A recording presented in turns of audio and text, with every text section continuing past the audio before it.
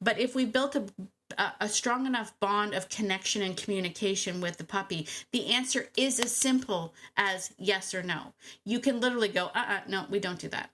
We don't do that. Or, yeah, what you did right there is fine, perfectly acceptable. And then the understanding that if you do nothing, if you do nothing, you've agreed with the behavior, because they do need an answer, because it is a test. They're saying, is this okay? And you're either going to go yes or no. If you stand there and go, I can't believe you did that, they're going to be like, you must be cool with it. And they're going to move on to the next behavior. That's how quickly this goes, right? You don't have time to be shocked by the behavior. You just need to answer, was that okay? And if it isn't, you say no. That's right. Today on the podcast, I am answering questions you didn't even know you asked. Why wouldn't I do that? That sounds exactly like something Tracy would do. You know what? Let's just get into it. Ready to have a calm and peaceful life with your dog without the stress of those fear-based behaviors? Hi, I'm Tracy, and I've been there, overwhelmed by all the conflicting dog training advice and unsure of what to do next. But now I help dog lovers like you simplify your life with your dog by building confidence naturally, fostering trust, and addressing those fear-based challenges. So, if you're ready, stop chopping those chicken wieners and let's get to it.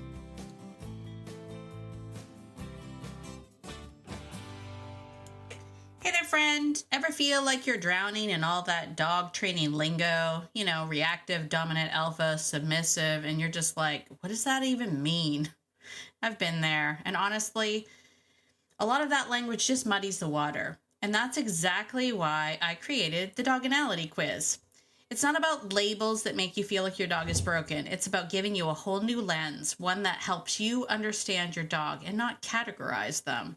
Because your dog isn't a diagnosis. They're a personality, a whole being.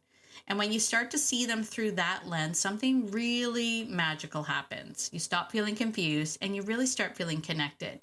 So if you're ready to ditch the old school dog training jargon and finally understand your dog in a way that feels kind and curious and, I don't know, actually helpful, then take the Doganality quiz. It's free, it's fun, and it's going to change the way you see your dog. Go to beyondobedience.ca/quiz to learn more. Oh, and be sure to go over to the free Facebook group and tell me what you got. I'll see you there. Well, hello, my dog-loving friend. It is Tracy. Welcome to Beyond Obedience, the podcast. Super duper welcome if you are new. If you're new to this podcast, thanks for joining us. Thanks for jumping in and hanging out. I love everybody here that joins us on the podcast and over in the free Facebook group, Living Beyond Obedience. Speaking of, oh, what a brilliant segue that was, Tracy.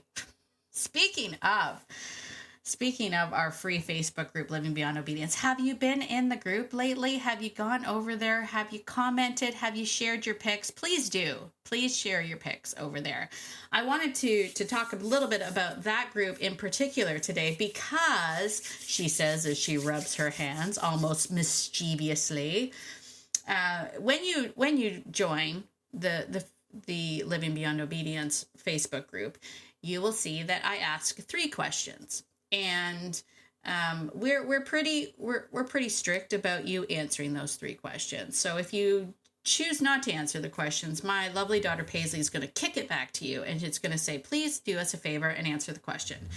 There's a couple reasons for answering the questions. One is, yes, we do want to make sure that you're on our email list so that you don't miss out on things. We like to reach out via email because, as we all know, Facebook is fickle. Facebook is fickle. And at any given time, Facebook can decide that I am not Tracy Franken or I am not Beyond Obedience. This has happened to me. I speak from experience. At one point in time, you wouldn't believe the documentation I had to provide to prove that I was, in fact, who I said I was. So it has happened before. It will happen again. And I want to make sure that I can always connect with you. I don't want to lose all of the great, amazing, wonderful people that we have. So that is one of the reasons. The second reason is because we obviously want to make sure you're not a bot. You're not an AI bot that is just going to come in and spam our group. But the third and most important reason for us asking the questions is because we really truly do want to know the answers. When I ask you what it is that you're struggling with, I really want to know. And the reason for that is because while I love just coming on this podcast and telling stories about dogs, and I do love telling stories about dogs. And if you don't know this about me, I can talk. So that's not the issue. But I really want to make sure that this is a resource for you to move the needle, to get the relationship, to get the bond and connection that you are striving for. That is the whole point of this. I want to help you. There's nothing I want more. And, not to make this sound really, really sad or whatnot, but my background in veterinary technology and my history of when I first started my career as a vet tech, one of my jobs was euthanizing dogs. Pound source dogs that couldn't find homes. I had to euthanize those dogs. And that's never any little girl's dream. No little girl was like, when I grow up, I want to euthanize dogs for a living. No one dreams of that. And while I know that it was, it was definitely going to be a part of my job when I went through to be a vet tech, I didn't think that it was going to be such a significant role in my vet tech journey. Hence why I'm not doing that anymore. But it has shaped this desire to make sure that I can help as many people as I can, create bonds and figure out this way to live with dogs, not just train dogs, but to live with them. What is it like to live with a dog? And I think that is, in a lot of cases, the missing piece, So when I ask you, what are you struggling with? I really do want to know. And I want to be able to make sure that we're creating a space where this is moving the needle for you. That's the bottom line. Why do I say that? Well, because I was over in the Living Beyond Obedience group, and like looking at people that were coming in. Paisley and I actually take note of all of those things. And, we have a little file folder that we keep all the answers in to make sure that, we're serving you the best that we can. Anyway, I was going through some of them and I thought, what if I just did a podcast on some of those exact answers that people had given me to those questions? So I'm going to call this episode, Tracy's answering the questions you didn't even know you were asking. That's, you didn't even know you were asking, and now you're featured on the podcast. You're welcome. I'm not going to use full names because of that. I'm not going to use full names because I never really reached out to people and said, hey, do you mind if I use this on the podcast? So that's what we're doing today. It's pretty exciting. So one of the first ones that I came across when I had this idea was Wendy. And Wendy said in her response that she recently adopted a 6-month-old beagle mix from the shelter. She's 6 months old. She was found dumped in the woods. Sigh. She's afraid to go outside. How interesting. She knows what puppy pads are and has no issues with that. Wendy is looking to build confidence and have a walking buddy, and obviously she wants the dog to go to be housebroken. So I thought that's a great question to kind of answer. The question that Wendy didn't even know she was asking. We're answering that here today on the podcast. So let's get into it. All right. So here's this is my thought process as I read that. My first thing that sticks out, 6-month-old. 6-month-old shelter dog. What does 6 months mean to me? So 6 months, we're talking about an adolescent dog. So it is unfortunate for this poor dog being abandoned at 6 months old. Why? Because this is the time in the dog's life where they're really trying to find themselves, right? They're coming out of puppyhood. They're getting into adolescence. And this is where we call it like the teenage bratty kind of stage. I sometimes don't like to refer to it like that, only because when I say bratty, I don't want that connotation like, oh, it's bratty. And I also don't want people to think it's just a stage and they're going to grow out of it. No, no, no, no, no, no, no. No. They won't grow out of it. They'll start to create habits. They're starting to figure out and test a lot. This, incidentally, is also the time frame when a lot of dogs get rehomed, or in this case, dumped. And it literally is because this is a challenging time. This is the testing time. Now, I want to remind you that while it is a testing phase, and this is the pull your hair out phase, one, it is a phase, but two, if we reframe it as this is the dog asking questions, and most times those questions are just yes, no answers. For example, what happens if I jump on the couch? What happens if I jump on the counter? What happens if I chew on this thing, right? This is the time where people, they pull their hair out because they're like, this puppy used to be so good and it never used to do this stuff. And now all of a sudden it's doing this. Of course it's doing this. It's starting to get hormones. It's starting to feel like I got to figure out how to be a dog now. This is the time that if this puppy was with other dogs, the older dogs would revoke what we call the puppy pass. They take away the puppy pass from the dog because the dogs know now's the time you got to pull up your big dog pants and start learning how to be a dog. Dogs are very, very, they're very accepting of bad puppy behavior when puppies are young.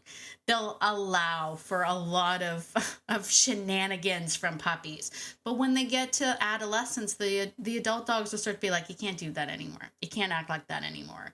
So the adolescent dog starts to go through a lot of like, what happens if I do this? What happens? Because they're testing. It's just a test. It's not them being like, I'm going to be defiant and just be a brat. It's them going, okay, well, if I have to be a dog, what happens if I do this behavior? And when I say to you, the answer is just yes or no, it literally is just yes or no. It doesn't have to be a big deal. And if you have worked on building, I know Wendy's like, I just got this dog, Tracy. I didn't raise this dog. I get this. And I've gone off on a tangent, but that's what happens. Just hang with me, Wendy. We'll get to it. We'll get to it eventually. I just want to sort of really stress that this time in their life is this idea of yes or no. And if we've built enough of a bond and relationship with the dog throughout those formative times, and you still have time, Wendy, don't worry, you still have time. But if we built a strong enough bond of connection and communication with the puppy, the answer is as simple as yes or no. You can literally go, no, we don't do that.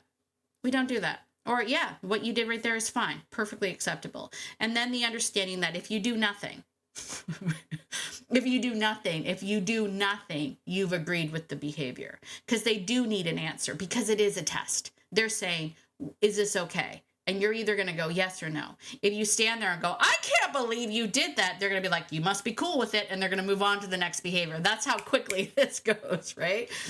You don't have time to be shocked by the behavior. You just need to answer. Was that okay?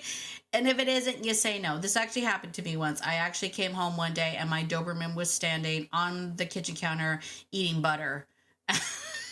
And I walked by and then stopped and looked at him and went, no, that hard pass on that behavior. You have to actually answer. So you don't have time to be shocked.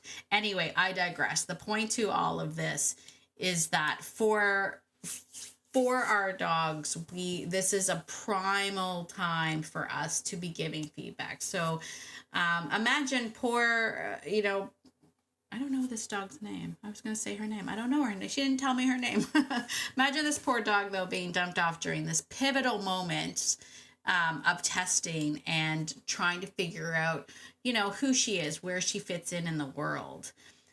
So when we're talking about what would Tracy do? Let's get into it now, Wendy. What would Tracy do? The very first thing that I want to do, I think the thing to set the tone is that we need to reframe the goal. We need to reframe the goal here isn't to make your dog brave. We're not actually trying to build confidence. What? It's true. We're not actually trying to build confidence. I know that's a shocker, but But hear me out. Our very first goal when we bring in a new unconfident dog, one that has had a little bit of trauma in their life and trying to figure out the world, is that we need to get this dog to believe in you, the human. The very first step is always that the dog needs to learn how to trust you, the human. So when we reframe this, this isn't about, oh, we're going to get her out to build confidence and do these things and whatnot, because that puts all the onus on her. I want you to turn the onus back around, reflect it back to you and say, what is it that I need to do so that the dog trusts me? Now, if you're saying to me, Wendy, what is the answer, Tracy? It is predictability. Predictability, predictability, predictability. You have to become so predictable to this dog, right? I talk a lot about the pattern of predictability, building comfort zones, building out from those comfort zones, building cycles and patterns of predictability so that this dog can start to feel comfortable enough to become inquisitive. This is the step I think many people miss. We instantly go to this idea of training the dog or getting the dog to build confidence through training, and we'll do things like, well, let's go to dog training, let's go to socialize with other dogs, let's go do all these things, and it's all about the dog, and we forget that very first step is that the dog needs to learn to trust you. So what are we going to do? We're going to take a step back. First of all, we're going to be like, okay with everything. If your dog is doing fine with pee pads, great. We're going to stick with that. We're going to create a comfort zone within your home. I like crates for this because it's the one thing that once we create a really soft, comfy crate, that we can always say to the dog, no matter what happens, this is your place that you can retreat to and nothing bad is ever going to happen to you. And we can tell guests, don't even look at the dog when she's in the crate. We can tell people, don't even go near the dog when she's in the crate. So the dog learns that this crate is the safest space ever. And this is important because we need that one safe space to build out from. We need the dog to be able to, within her own home, to be able to go, when you do have a guest, and it's not now, no guests, right? But when you do start to get the dog trusting you and you have a guest over, if the dog feels uncomfortable, she can always go back to her crate and no one is going to bother her there.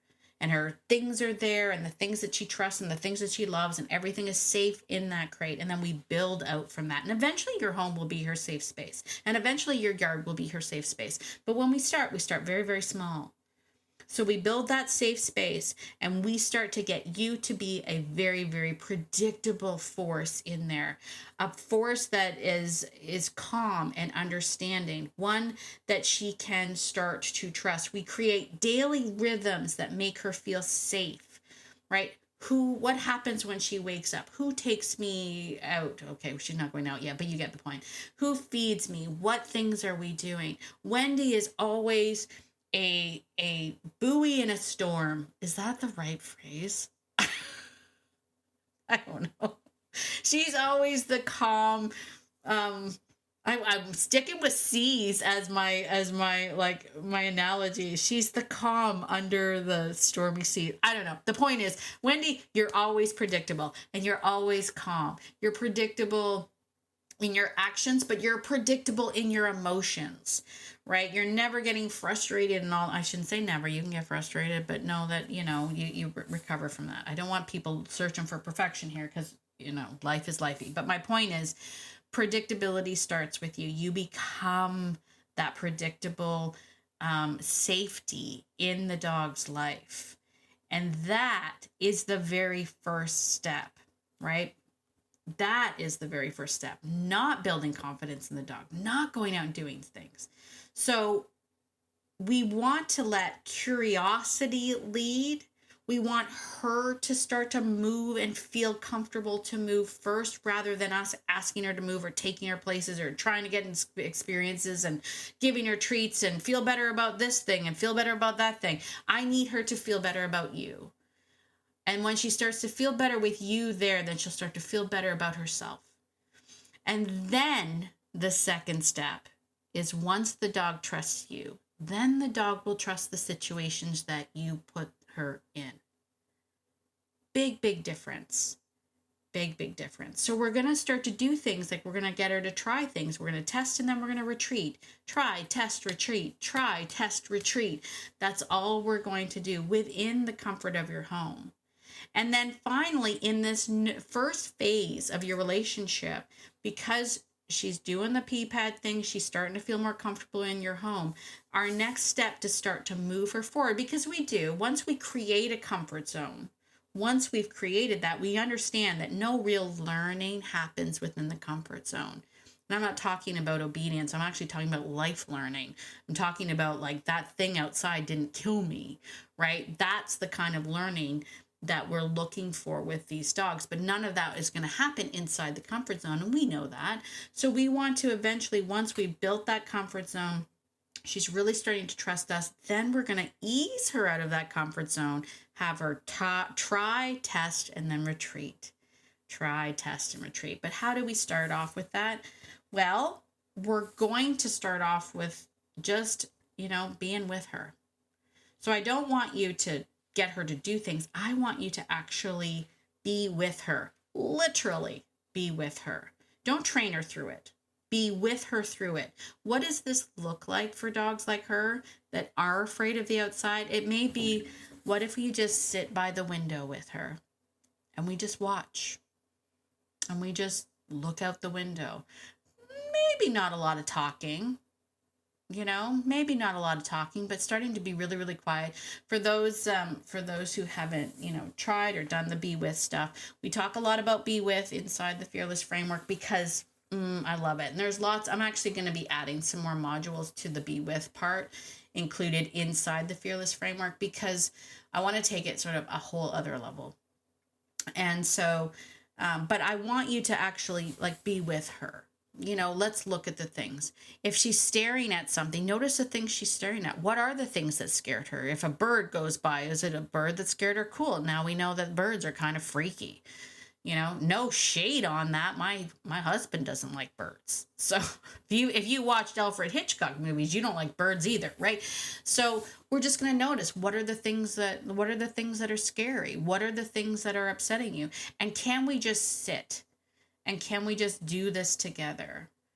And that, believe it or not, is part of that learning how to trust you.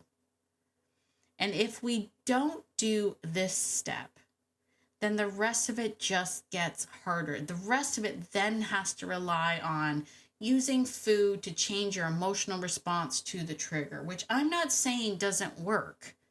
It does. What I'm saying is that there are gazillions of triggers in the world. And are you going to spend your life just being like, there's another trigger, let's make you feel better about that, when you could work really, really hard to get the dog to trust you so that they automatically trust the situations that you put them in, where they turn to you and they say, I'm kind of freaked out. Are you okay? They see that you're okay, and your emotional response or your neutrality to the trigger that they're scared of automatically lowers them back down to a neutral response.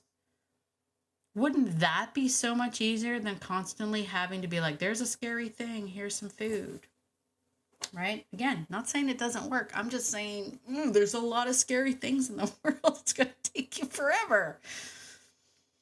So if we take the time now to build that trust in me, to have a dog that says, you've never let me down.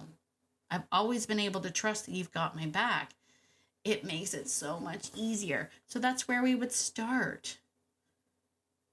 That's where we would start. Okay, so that's where I would start with you, Wendy. I would take this time and actually, if you're okay with the pee pad stuff and you're in no hurry for it, then don't hurry it.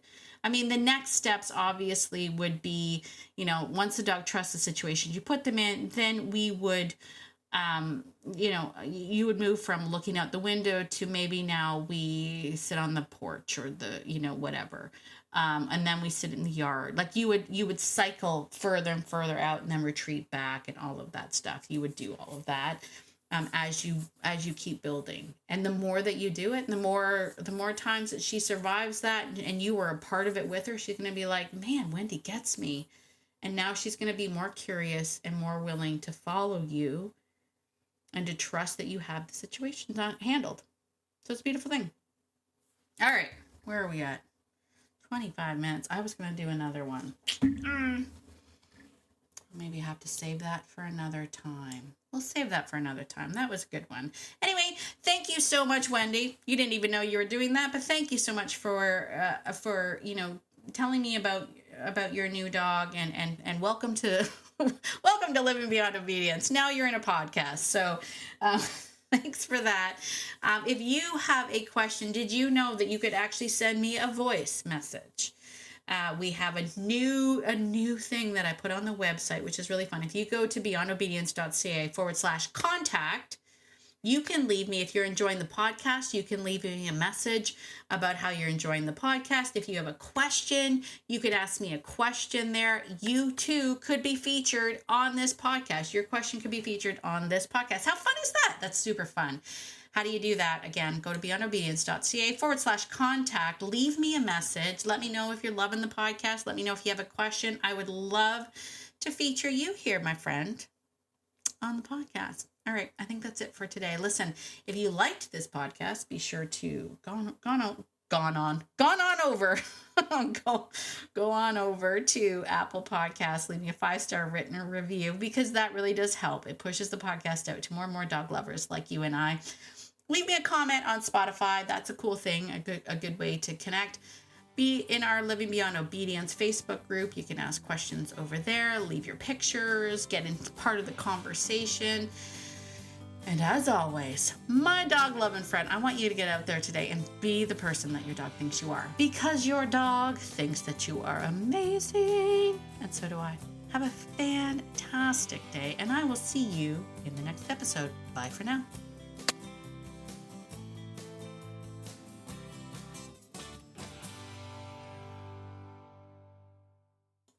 Oh, and one more thing. This podcast is meant for entertainment and education purposes only and is not meant to replace hands-on professional training. If you're really struggling with your dog, please reach out to a professional in your area. All right, I think that's it. Bye for now.